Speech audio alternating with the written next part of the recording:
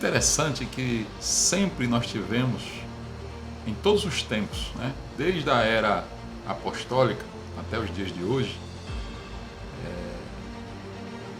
dois extremos, né, ou uma anomia, ou seja, não a lei, ou então um legalismo. E eu acho muito interessante que tem um texto da Bíblia que tem sido usado muito para defender, sobretudo, o legalismo. E é um texto bíblico que ele fala muito mais da impossibilidade de alguém, por mera legalidade, servir a Deus, que é Romanos 7. E o Romanos 7, ele fala, elogia a lei, louva a lei, mas diz claramente, olha, Paulo escrevendo, diz, olha, mas a lei é espiritual, mas eu sou carnal, vendido sob pecado. Então logo aí ele diz que existe uma impossibilidade, porque toda vez que alguém quer vencer o pecado por cumprimento de regras simplesmente, de coisas, de leis, de coisas, ele não consegue, não, sempre está faltando alguma coisa, sempre faltará. O pecado, meu irmão, ele está introjetado na carne humana.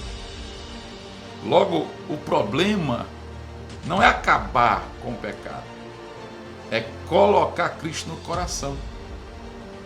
Só Cristo e a sua graça é que podem, de fato, resolver o problema do pecado.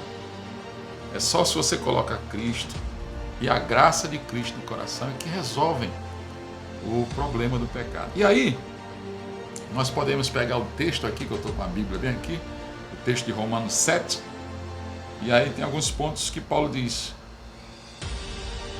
Ele começa falando que em Cristo, ele faz uma analogia, né,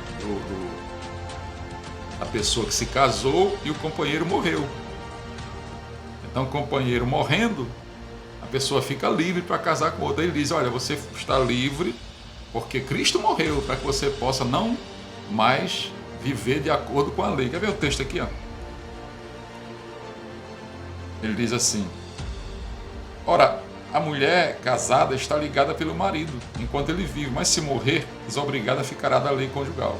Ele diz, assim, meus irmãos, verso 4, também vós morrestes relativamente à lei, por meio de Cristo, para pertenceres a outra, saber aquele que ressuscitou dentre os mortos, a fim aquele que havia morrido e ressuscitou, a fim de que frutifiquemos para Deus. Agora no verso 6 ele diz, agora, porém, vocês foram libertados da lei e estamos mortos para aquilo que estávamos sujeitos, para servirmos em novidade de espírito e não na caducidade da lei. E aí ele diz lá mais no verso 11, porque o pecado prevalecente do mandamento, pelo mesmo mandamento me enganou e matou. Por conseguinte, a lei é santa, o mandamento santo, justo e bom. Aí ele vem no 14 e diz, porque bem sabemos que a lei é espiritual, eu todavia sou carnal, vendido à escravidão do pecado. Aí aqui parece que ele está concordando em que eu devo fazer coisas, né? Entrar pelo lado do legalismo. Mas adiante ele vai explicando. Ele diz, olha, ora, porque nem mesmo compreendo o meu próprio modo de agir, pois não faço o que prefiro, sim o que detesto. Ora, se faço o que não quero, consinto com a lei que é boa. Mas o problema não está que a lei seja má, está com o pecado que é em mim. O problema não é a lei que é má, a lei é boa, santa, justa. Mas o único que pode e poderá guardar a lei é Jesus. Porque ele diz, o pecado habita em mim. O problema é o pecado que habita em mim, porque sei que em mim não habita bem algum. Verso 19, porque não faço o bem que prefiro, mas o mal que não quero, esse faço. Aí ele vem e diz, desventurado no verso 24, homem que sou, quem me livrará do corpo dessa morte? Quem é que pode livrar você? Porque você sabe muito bem, se você for sincero com você mesmo, que você já tentou muitas vezes ser aquela pessoa perfeita e você consegue. E você não consegue, melhor dizendo. Você não consegue.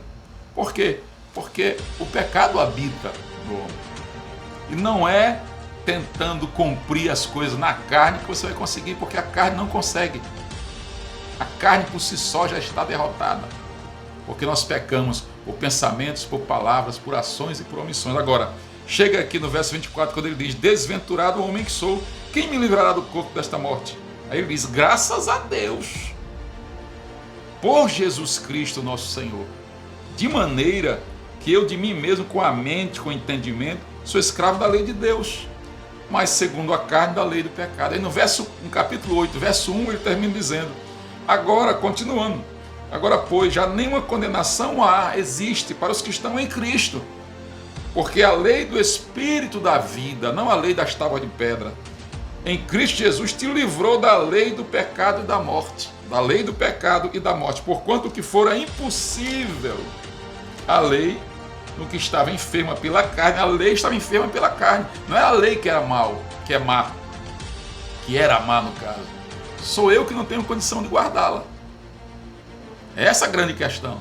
E é por isso que ela é tirada e cravada na cruz. Ele diz: no que está enferma pela carne. Isso fez Deus enviando seu próprio Filho em semelhança de carne pecaminosa e no tocante ao pecado, e com efeito condenou Deus na carne o pecado, a fim de que o preceito da lei se cumprisse em nós, que não andamos segundo a carne, mas segundo o Espírito.